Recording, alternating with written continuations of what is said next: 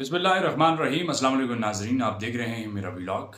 मैं रेहान खालिद आपकी खिदमत में हाजिर हूँ। शेख रशीद अहमद ने समा टीवी को इंटरव्यू दिया और इंटरव्यू में बहुत सारे हक़ाइक़ सामने आ गए। शेख साहब तो चिल्ला चिल्ला गर्दानते रहे, लेकिन इस चिल्ले की गर्दान ने बहुत सारे राजों से पर्दा उठा दिया है। शेख साहब से मुनीर फारूक ने सवाल किया कि शेख साहब ये बताइए कि चिल्ला सख्त था, तो शेख साहब ने बेसाख्ता कहा, चिल्ला सख्त था जी, बहुत सख्त था। ये 40 दिन मेरी ज़िंदगी के अज़ियतनाक थे। फिर शेख साहब से ये सवाल भी किया गया कि क्या इस चिल्ले में आपको ज़हनी टॉर्चर किया गया, तो शेख साहब ने कहा जी ज़हनी दबाव भी था। तो सभी कुछ बता रहे थे शेख रशीद साहब। मैं समझता हूँ कि ये इंटरव्यू बनिस्बत उन इंटरव्यूज़ की जो आदिल शाह ज़ेब ने किया या कामरान शाहिद साहब ने जो इंटरव्यू किया, उनसे बहुत बेहतर था। वेल बैलेंस था, इतना तंग नहीं किया शेख साहब को। उनको पता था कि एक मेरे सामने कोई नॉर्मल आदमी नहीं बैठा, ये इस वक्त एक विक्टिम बैठा हुआ है, तो उसे उसी पैराए में सवालात करने चाहिए। तो काफ़ी बेहतर इंटरव्यू था ये। फिर उस शेख साहब से ये भी पूछा गया बार बार उनसे कि खान साहब के बयानिए के हवाले से आप उनसे मुत्तफिक थे, तो उन्होंने कोई इस तरह की बात नहीं की जिससे ये लगे कि नफ़रत का कोई पहलू उजागर हो या नफ़रत की यहाँ से बू आए।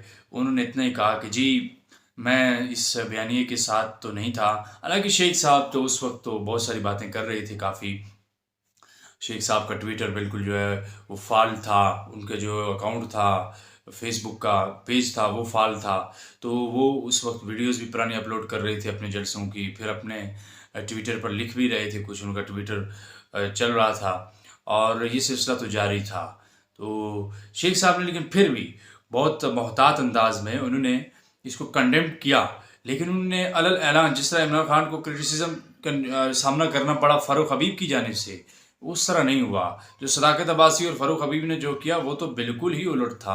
उनने न लाज रखी, उनके साथ की एक अरसा उन्होंने एक साथ भी गुजारा था, कहाँ से उठे थे और कहाँ पहुँच गए, लेकिन उन्होंने उस चीज़ का लिहाज नहीं रखा था। शेख साहब ने मरब्बत का मुजाहरा किया और उन्हें पास रखा अपने ताल्लुक़ का, और मैं समझता हूँ कि इसका अफसोस खान साहब को भी नहीं होगा जब वो देखेंगे बाद में, या उनको ज़ाहिर पता तो चल गया होगा।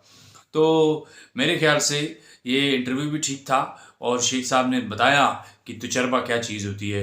तजर्बे की बुनियाद पर बहुत सारी चीज़ें उन्होंने जो है वाज़ेह कर दी हैं, और वो कोई नाड़ी आदमी नहीं था आपके सामने, मुनीर फारूक के सामने बैठा हुआ कि जो चाहें आप मुँह से उलवा लें। इससे पहले उनको ये भी सुनने में आया है, ज़ाहिर बातें मीडिया पर ही चल रही हैं कि उनको दफड़ भी मारा गया।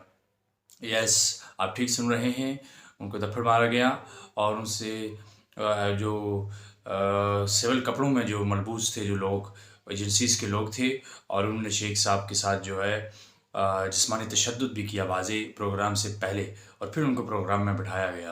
यानी कि शेख साहब नहीं मान रहे थे इस इंटरव्यू के लिए, वो तैयार नहीं थे।